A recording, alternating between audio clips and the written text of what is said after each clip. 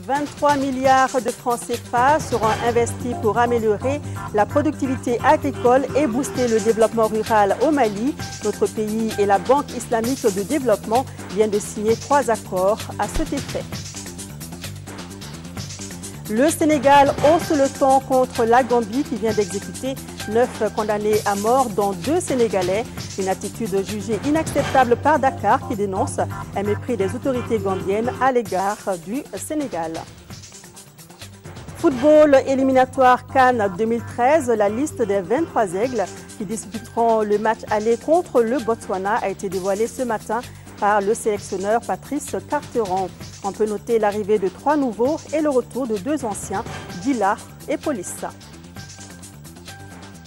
Nous sommes mercredi 29 août. Madame, Monsieur, bonsoir et bienvenue à cette édition que nous ouvrons comme tous les mercredis par le Conseil des ministres qui s'est réuni en session ordinaire à Koulouba sous la présidence de Djankounda Traoré. Avec moi sur ce plateau, Ibrahima Djambélé, bonsoir. Bonsoir, Ndeye Sissoko. Le président de la République par intérim a donc présidé le Conseil des ministres qui a adopté des projets de texte et procédé à des nominations. Tout à fait, Ndeye. Mesdames et messieurs, bonsoir. Au chapitre des mesures réglementaires.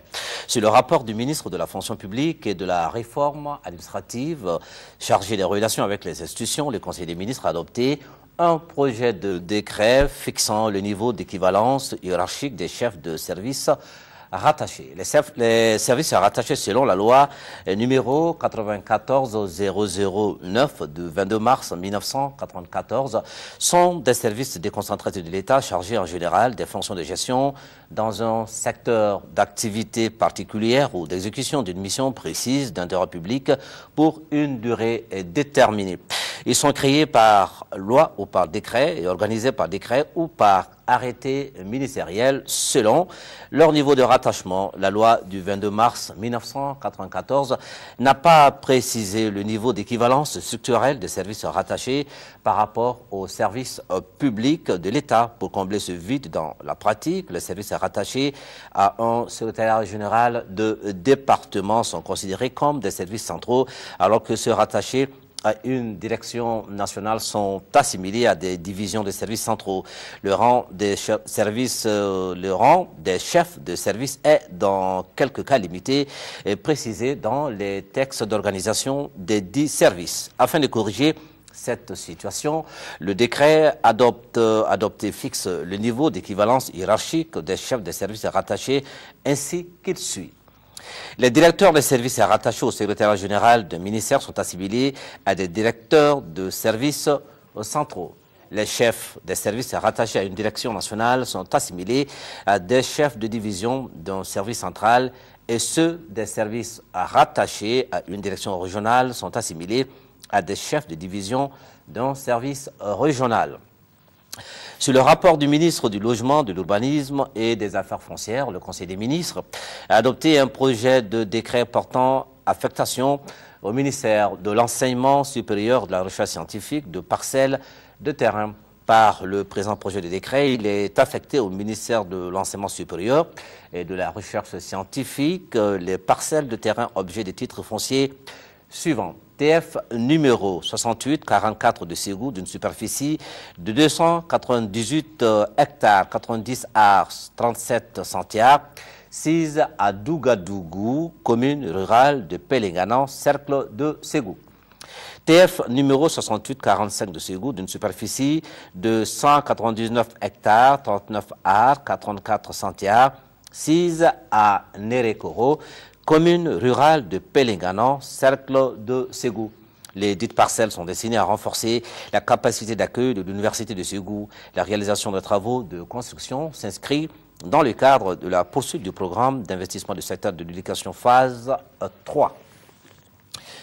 Maintenant, au chapitre des mesures individuelles, le Conseil des ministres a procédé aux nominations suivantes au titre du ministère de la Défense et des anciens combattants. Chef de cabinet, colonel-major Marie Diarra. Chef d'état-major général adjoint des armées, colonel-major Adama Dambélé. Chef d'état-major adjoint de l'armée de terre, colonel Abdoulaye Koulibaly. Inspecteur à l'inspection générale des armées et services, commissaire colonel-major Salimata Kone. Au titre du ministère de la Poste et des Nouvelles Technologies, conseiller technique, M. Boubacar Koulibaly, ingénieur des télécommunications, M. Dubril Traoré, administrateur de poste et services financiers, Mme Maïga Fatoumata Sekou Diko, magistrat, M.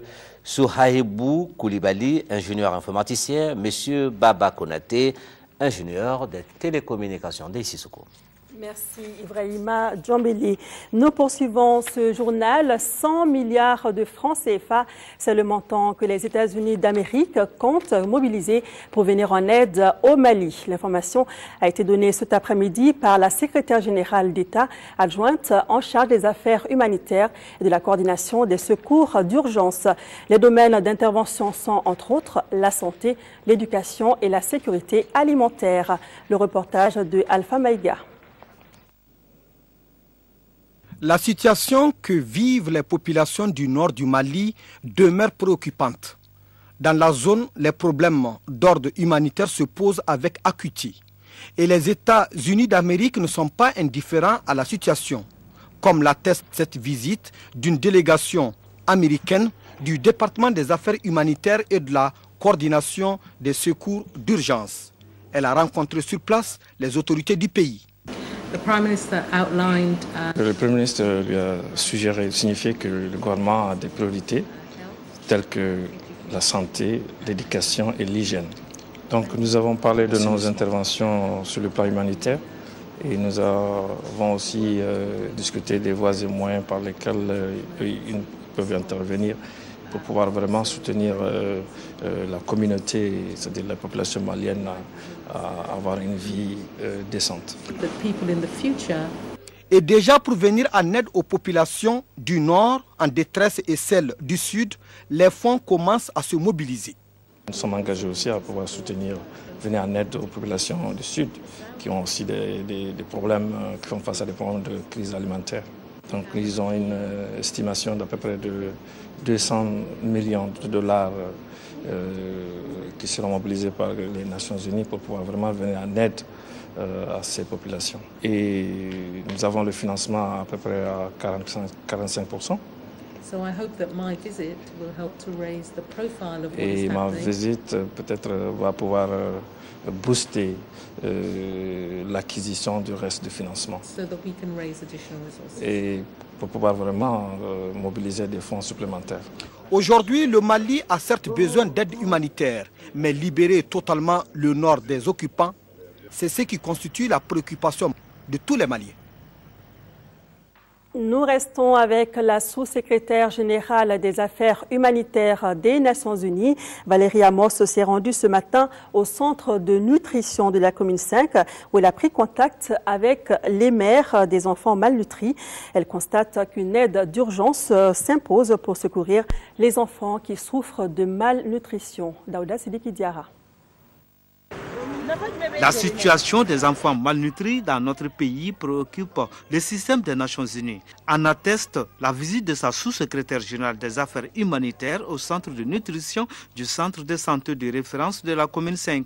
Ici, Valérie Amos a pris contact avec les mères des enfants qui souffrent de malnutrition. Sur 152 enfants consultés par semaine, 3 à 4 d'entre eux sont malnutris. Une urgence s'impose pour aider ces enfants. Il y a vraiment des besoins immédiats parce que le centre couvre presque toute la communauté. Le système des Nations Unies et les partenaires financiers et techniques pour le développement ici feront de leur mieux pour pouvoir vraiment faire face à cette question de malnutrition et pour pouvoir vraiment mobiliser des fonds supplémentaires afin de pouvoir venir en La sous-secrétaire a également constaté que le centre de santé de référence de la commune 5 a un manque de personnel sanitaire. Ils n'ont que 2 spécialistes, un médecin et puis un technicien supérieur de la santé. Donc il y a un besoin de personnel qualifié. Et aussi, la structure est très restreinte. Donc, elle a rencontré une dame qui est venue de Koulikoro, de 60 km de Bamako, pour venir soigner son enfant malade. C'est vraiment des cas sérieux. Créé en 1982 sous l'appellation de maternité, ce centre hospitalier du quartier Mali a été érigé en centre de santé de référence en 1996 et compte 10 services. Le ministre de la Justice, garde des Sceaux, informe le public qu'une mission du bureau du procureur de la Cour pénale internationale est arrivée à Bamako le mardi 28 août dernier. L'arrivée de cette mission technique d'évaluation conduite par M. Amadiba fait suite à la plainte déposée par le Mali à la CPI relativement aux crimes de guerre et crimes contre l'humanité perpétrés au nord de notre pays par les différents groupes armés d'occupation. Au cours de son séjour, la mission technique d'évaluation du bureau du procureur de la CPI rencontrera les autorités maliennes et aura des séances de travail avec le groupe de travail de saisine de la CPI, des organisations de la société civile. L'objectif de cette mission est de poursuivre l'examen préliminaire de la situation au Mali en vue de permettre au procureur de la CPI, Mme Fatou Bensouda, de prendre une décision quant à l'ouverture éventuelle d'une enquête au Mali. 23 milliards, c'est le montant total de 3 accords de prêt signés avec le Mali par la Banque islamique de développement. Les 3 opérations sont au bénéfice d'un programme et de 2 projets. Il s'agit du programme d'amélioration de la productivité agricole, du projet Village du millénaire et de la phase 2 du projet de développement rural intégré de Kita. Le compte-rendu de Moïse Traoré.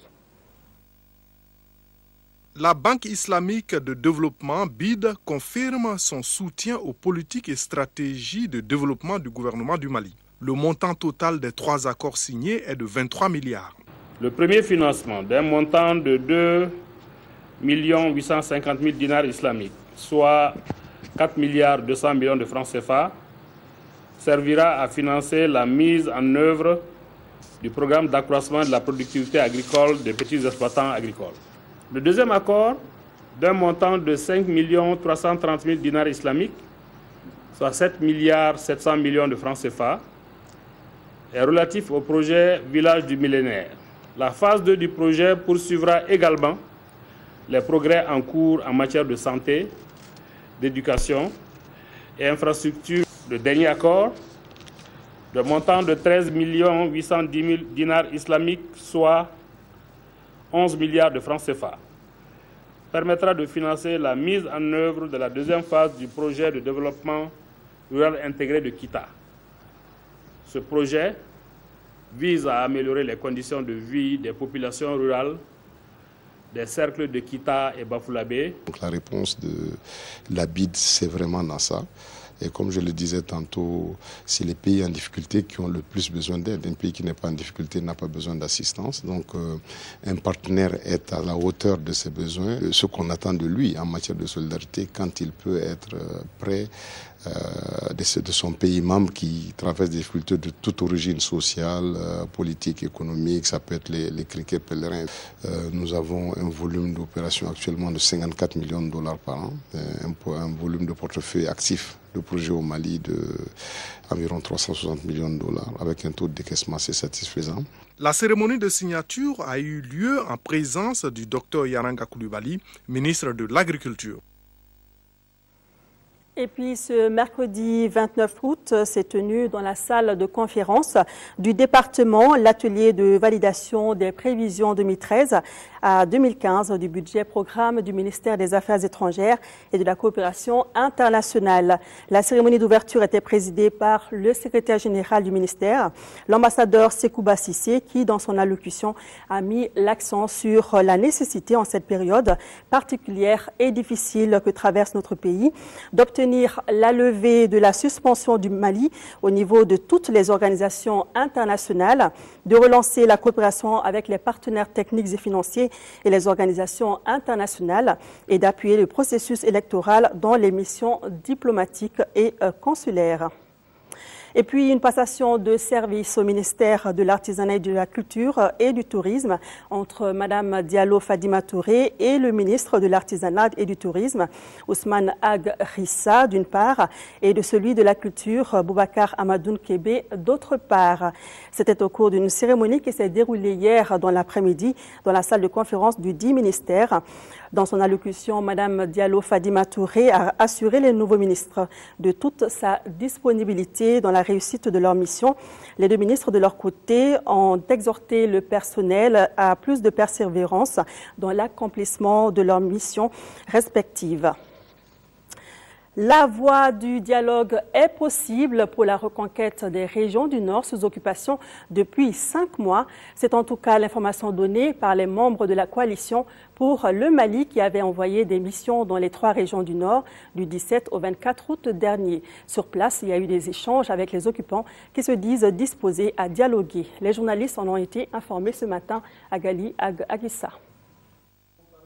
Après plusieurs mois d'occupation, les populations des régions du nord du Mali et les groupes armés s'aperçoivent de l'imminence du retour de l'administration dans cette zone où convergeaient plusieurs groupes sociaux dans la quiétude. C'est en tout cas le constat des différentes délégations dépêchées du 17 au 24 août 2012 par la coalition pour le Mali dans les 3 régions concernées. Le rapport des missions vient d'être porté à la connaissance des journalistes à la faveur d'une conférence de presse organisée par la coalition. La leçon, c'est qu'il est possible de parler avec les occupants et que certains, dans certaines circonstances, souhaitent que l'État revienne. Donc, de notre point de vue, il appartient à l'État malien, au gouvernement du Mali, de prendre le relais sans attendre, tout de suite, de profiter de la brèche qui est ainsi ouverte. Les membres de la coalition qui ont rencontré plusieurs personnalités du côté des populations et des forces d'occupation entendent mener d'autres missions au niveau d'autres localités comme Tessalite pour mieux asseoir les voies de dialogue pour reconquérir les septentrions de notre pays.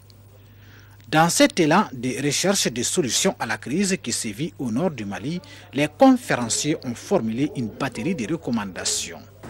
Il faut engager une réflexion approfondie avec la participation des représentants de toutes les communautés du Nord, mais pas seulement des communautés du Nord, de toute la nation malienne sur les voies et les moyens de sortir de cette crise et de dessiner les contours du Mali qui sortira de cette grave crise. Comment concilier la laïcité et la charia? Le Mali tend-il vers un État fédéral? Pour les conférenciers, seules les autorités détiennent la réponse à ces questions. Ils estiment qu'une profonde réflexion doit être menée par chaque Malien pour sortir le pays de la situation actuelle. Avocats sans frontières Mali dénonce et condamne les exactions et actes archaïques perpétrés d'une intolérance indescriptible dans les régions du Nord qui sont le reflet d'une ignorance destructrice. Nonobstant ces graves provocations d'extrémistes qui ignorent tout ce qui représente l'histoire et la culture de notre pays, Avocats sans frontières encourage le gouvernement malien pour la saisine de la Cour pénale internationale et l'exhorte par ailleurs à l'application stricte de la loi au plan interne.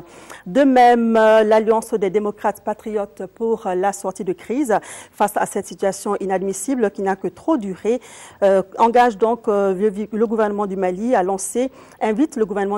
lancer des mandats d'arrêt internationaux à l'encontre des responsables et complices de ces mouvements criminels.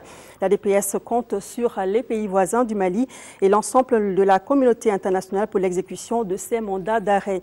De même, l'Alliance des démocrates patriotes pour la sortie de crise, ADPS, condamne fermement le gouvernement suisse pour son parrainage politique et financier de la rencontre du MNLA tenue du 23 au 25 juillet dernier à Ouagadougou. Et toujours hors de nos frontières, hier soir, le président sénégalais Macky Sall a usé d'un ton ferme pour condamner l'exécution, selon lui, à l'insu de Dakar, de 2 Sénégalais, un homme et une femme, en même temps que d'autres condamnés à mort en Gambie. Une attitude qu'il a jugée inacceptable en dénonçant un mépris des autorités gambiennes à l'égard du Sénégal. Il a fait savoir auprès de l'ambassadeur gambien à Dakar. Ce matin encore, la nouvelle a fait la une des journaux à Dakar. 9 condamnés à mort exécutés en Gambie. Au Sénégal, c'est l'indignation, d'autant que parmi les victimes du peloton d'exécution, 2 sont des Sénégalais. On ne peut pas accepter qu'on tue comme ça des gens publiquement, parce que, après tout, ce sont des êtres humains. Peut-être que ces gens-là auraient mérité la prison à vie au lieu de les exécuter comme ça, d'autant plus qu'on disait que certains étaient des prisonniers politiques. Premier voisin de la Gambie, une enclave à l'intérieur du Sénégal, Dakar hausse le ton. Rentré hier soir d'Afrique du Sud, le président sénégalais Macky Sall a fermement réagi et convoqué l'ambassadeur de Gambie. C'est avec consternation que j'ai appris l'exécution des condamnés à mort en Gambie, parmi lesquels figuraient 2 de nos compatriotes. Nous avons été surpris par le mépris des autorités gambiennes à l'égard du Sénégal, qui auraient dû être informés. 3 jours après ces exécutions, c'est l'inquiétude à Banjul où le président Jammeh menace d'exécuter tous les condamnés à mort avant la mi-septembre. Après la France, le Sénégal et le Commonwealth, les États-Unis exhortent à leur tour le dictateur gambien à renoncer à ces exécutions. Pour les défenseurs des droits de l'homme, Yahya Jammeh est devenu fou. Il doit être isolé. Il est prêt à utiliser toute la cruauté possible pour terroriser les Gambiens et les amener à renoncer à toute revendication. Aujourd'hui, il est en train de salir l'image de l'Afrique. Ce que les gens avaient fait en 1979 avec Jean Bedel Bokassa, il faut le faire avec Yahya Jammeh. Ce qu'on avait fait avec Idi Amin Dada, il faut le faire avec Yahya Jammeh.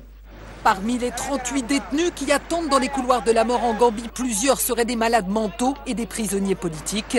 À ce jour, selon Amnesty International, tous sont privés de contact avec leurs familles. Hors du continent, crise en Syrie, une interview de Bachar al-Assad accordée à une chaîne syrienne pro-régime a été diffusée ce mercredi. Sur des extraits, le président parle de nettoyage du pays et affirme notamment que gagner la bataille prendra du temps. Pour Assad, qui ne se laisse pas impressionner par la pression internationale, les défections sont une opération d'auto-nettoyage de l'État. Fort d'un bilan de plus de 25 000 morts en 17 mois de répression, Bachar el-Assad s'est livré mercredi à une nouvelle provocation de la communauté internationale. Dans un entretien avec la chaîne privée syrienne Ad-Dunya, il s'est exprimé pour la première fois sur les défections des responsables politiques et militaires au sein de son régime. Les patriotes et les gens bien ne s'enfuient pas, ils ne quittent pas leur pays. Mais pratiquement, c'est une opération positive. C'est une opération d'auto-nettoyage de l'État, premièrement, et de la nation de manière générale. Il a surtout jugé irréaliste la création d'une zone tampon en Syrie pour les réfugiés à l'ordre du jour d'une réunion du Conseil de sécurité jeudi à New York. Nous menons une bataille régionale et mondiale et il faut du temps pour la gagner. Mais je peux résumer la situation en une phrase, nous progressons et la situation est maintenant meilleure. Sur le terrain, la situation semble pourtant se dégrader à nouveau aux abords de la capitale. Une voiture piégée a explosé lors de funérailles mardi à Jaramana, une banlieue favorable au régime, faisant 27 morts et des dizaines de blessés. Et selon l'agence officielle Sana, des hommes et des femmes ont été tués ce mercredi par des terroristes sous les yeux des habitants de Zamalka, à une dizaine de kilomètres de Damas. Place au brève avec pour premier sujet l'ouverture d'une enquête par la justice française sur la mort de Yasser Arafat qui pourrait avoir été assassiné. 3 juges vont enquêter en France sur la mort de Yasser Arafat. Cette décision intervient après l'ouverture mardi à Nanterre d'une information judiciaire contre X, alors que Souha Arafat, la veuve du leader palestinien, soupçonne un empoisonnement au polonium. Il n'y a jamais eu d'informations médicales claires sur la mort de Yasser Arafat le 11 novembre 2004 à l'hôpital militaire de Percy. En juillet dernier, un laboratoire suisse avait découvert une quantité anormale de polonium sur les effets personnels de l'ex-dirigeant palestinien. Sa dépouille, qui se trouve en Cisjordanie, devrait prochainement être exhumée pour être examinée. 7 ans jour pour jour après le passage de l'ouragan Katrina, Isaac a fait son entrée en Louisiane. À la Nouvelle-Orléans, les autorités espèrent échapper au pire grâce aux milliards de dollars de travaux réalisés depuis 7 ans pour renforcer les digues et les systèmes de pompage. Des trombes d'eau se sont abattues sur la zone côtière, sur le littoral à Plaquemine, au sud de la Nouvelle-Orléans. Les eaux sont d'ores et déjà passées par-dessus 2 digues. Opération séduction en Floride d'Ann Romney, l'épouse du candidat républicain à la présidentielle, désormais officiellement investie. Dans un discours sur mesure destiné à humaniser Mitt Romney, Ann Romney a longuement évoqué ses 43 ans de vrai mariage avec l'homme dont l'Amérique a besoin et qui continue à la faire rire. La Convention républicaine a également adopté un programme résolument conservateur, interdiction de l'avortement et du mariage gay, tolérance zéro pour l'immigration illégale et abandon de la réforme de santé. Nouvelle démonstration de force des étudiants chiliens. Ils étaient environ 100 000 mardi dans les rues de Santiago pour demander une réforme du système éducatif jugé cher, inégalitaire et inefficace. En fin de cortège, quelques milliers de manifestants ont dressé des barricades et affronté les forces de l'ordre. Depuis plus d'un an, le milieu étudiant chilien se mobilise et a déjà obtenu une hausse de 10% du budget de l'éducation pour 2012, quelques aides pour les étudiants surendettés et un début de réforme sur la gestion des collèges et des lycées publics. Retour à l'actualité nationale avec tout d'abord des communiqués. Le mardi 28 août dernier, l'Alliance des démocrates patriotes pour la sortie de crise, ADPS, a rencontré une délégation de la Force pour la réconciliation, la démocratie et la paix au siège de la Convention nationale pour une Afrique solidaire face au RN.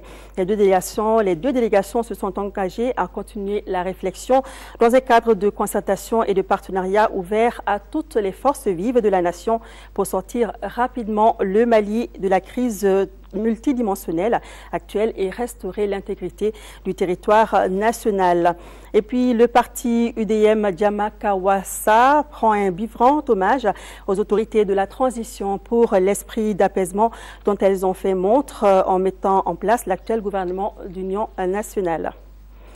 Les établissements privés doivent répondre aux normes fixées par le département de l'éducation. C'est la condition sine qua non pour que l'État oriente des élèves dans les établissements privés. Telle est la principale information que l'on tire de la rencontre cet après-midi entre le ministre en charge de l'éducation et les promoteurs des écoles privées. Le reportage est signé Mohamed Diarra.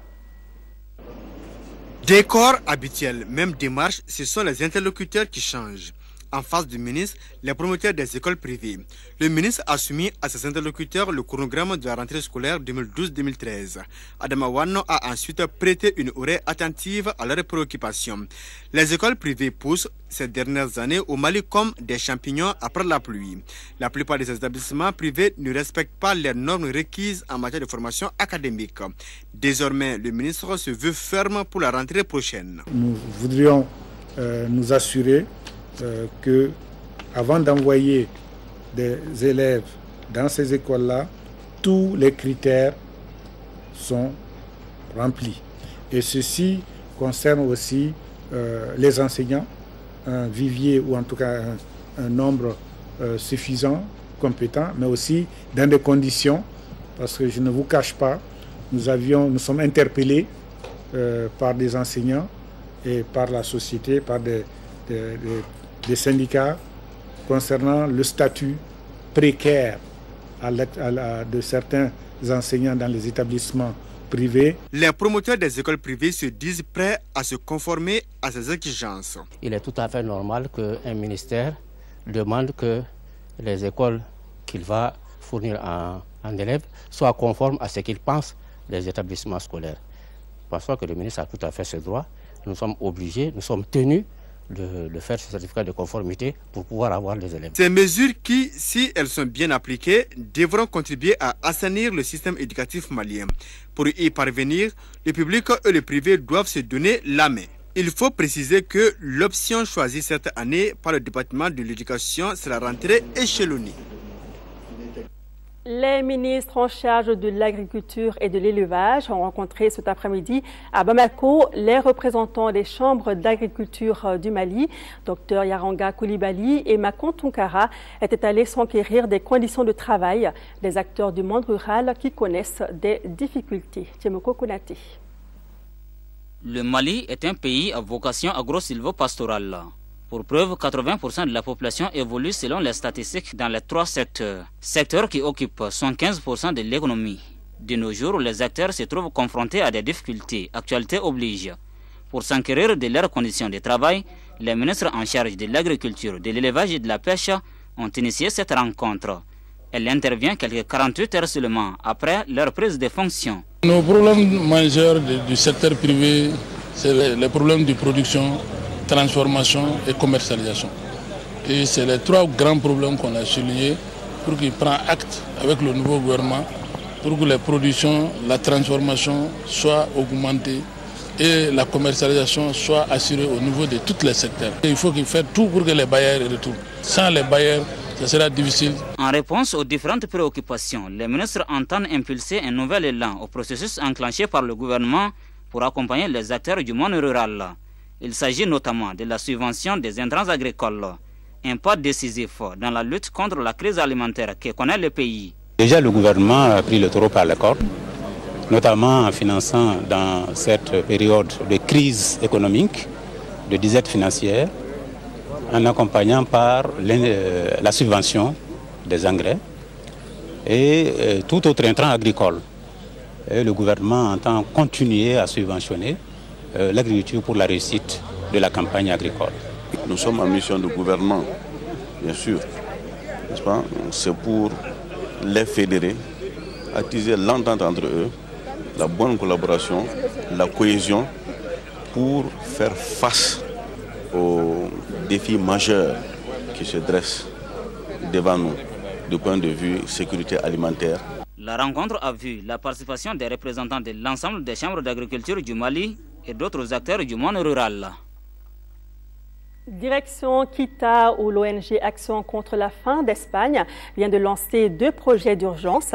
Les projets visent à contribuer à la réduction de l'insécurité alimentaire et nutritionnelle. Il s'agit également d'améliorer la prévention et le traitement intégré de la malnutrition et renforcer l'accès à l'alimentation.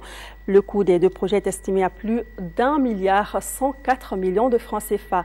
Le compte-rendu de nos envoyés spéciaux à Kita, Boubacar Sissoko et Mamadou Sidibé. Action contre la faim Espagne, fidèle à sa charte et à ses missions, vient au secours des populations du cercle de Kita éprouvées par la crise alimentaire. Cette ONG humanitaire internationale entend à travers 2 projets d'urgence contribuer à la réduction de l'insécurité alimentaire et nutritionnelle dans le cercle de Kita.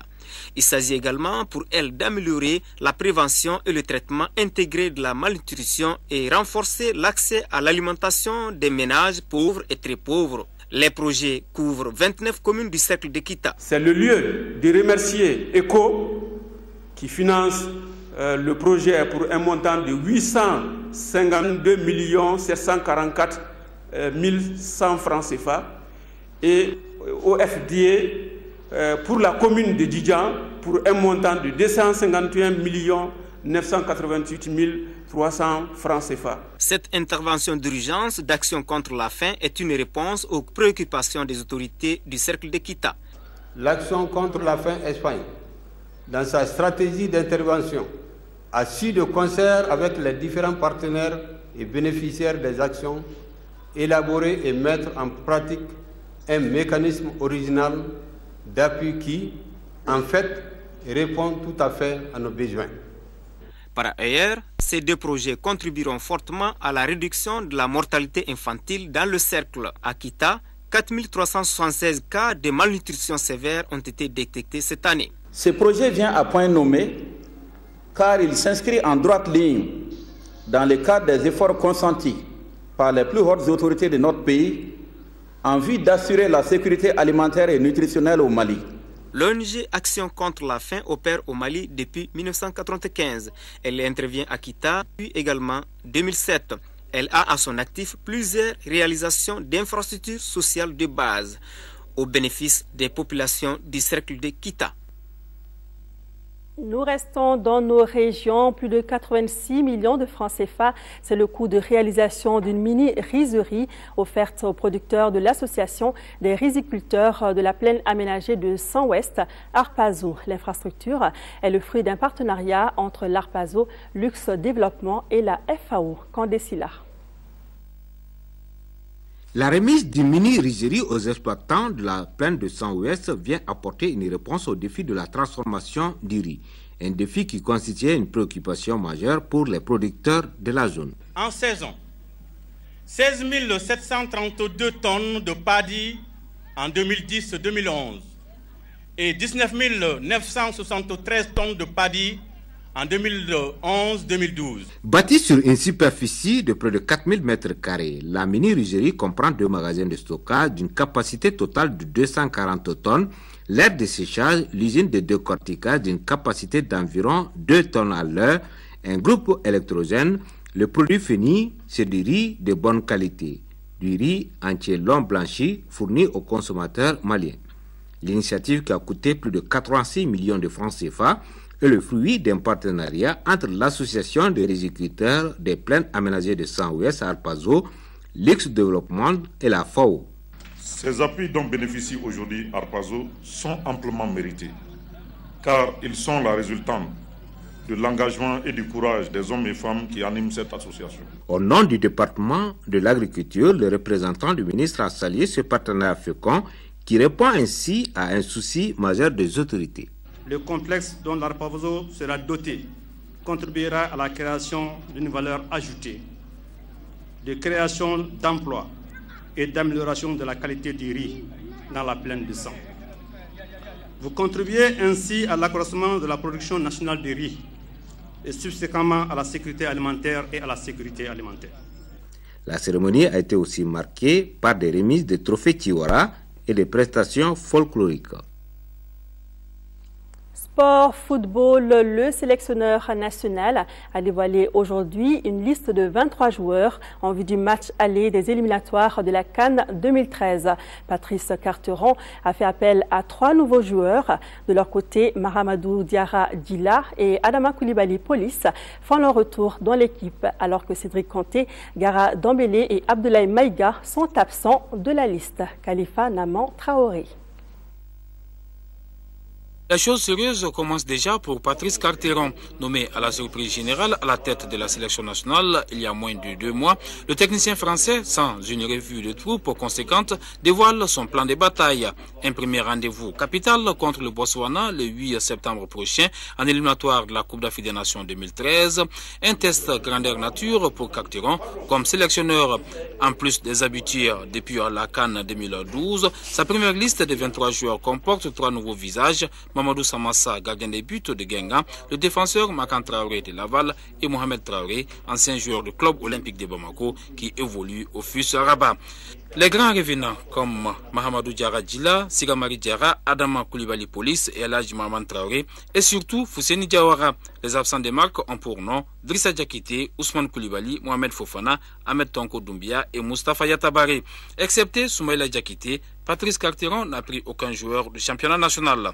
Elle a été élaborée dans la continuité du très bon travail qui avait été effectué par Pathé Diallo sur la prise de fonction avec le départ du précédent sélectionneur et puis avec l'idée qu'à cette période de la saison et par rapport au très peu de temps qu'on a eu pour préparer le match du Botswana depuis mon arrivée, de s'appuyer également sur des éléments, sur des leaders expérimentés ou sur le fait de rappeler certains joueurs qui pouvaient venir apporter un plus en termes de gestion d'équipe, en termes de gestion humaine par rapport à cette double confrontation contre le Botswana où le mot d'ordre c'est la qualification. On a eu peu de temps, on n'a pas eu de match amical.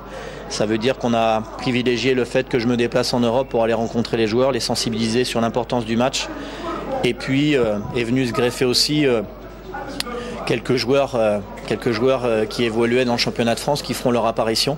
Des joueurs que j'ai observés depuis plusieurs semaines et qui aujourd'hui me permettent d'apporter aussi un plus pour on va dire l'aspect au niveau des joueurs locaux. Il est évident que le fait que je m'installe à partir d'aujourd'hui à Bamako et que je vais commencer dans les semaines qui viennent aller voir de nombreux matchs me permettra d'avoir une plus grande maîtrise et donc du coup d'être très attentif, comme je l'avais dit il y a quelques semaines de ça, au très bon comportement du football local dans les mois à venir. Concernant le brassard de capitaine, le sélectionneur national compte discuter avec Seydou Keïta, l'actuel titulaire, et le capitaine avant la CAN, Mahamadou Diarra Djila. Le plus important est de maintenir la bonne cohésion du groupe qui a surtout fait la force de l'équipe du Mali à la Coupe d'Afrique des Nations 2012 au Gabon et en Guinée équatoriale. Nos joueurs sont attendus le week-end prochain ici à Bamako et le match Mali-Botswana aura lieu samedi 8 septembre à partir de 17 h au stade du 26 mars. Bonne chance aux Aigles. C'est tout pour ce journal. Merci de votre attention. Demain 10 h Amara Malé Diallo, 13 h Nyanya Aliou Traoré. À 18 h et 20 h vous retrouverez Sira Batili. Merci à vous de rester de cœur et d'action avec nos compatriotes des régions du Nord vivant sous occupation. Bonne suite de programme à tous.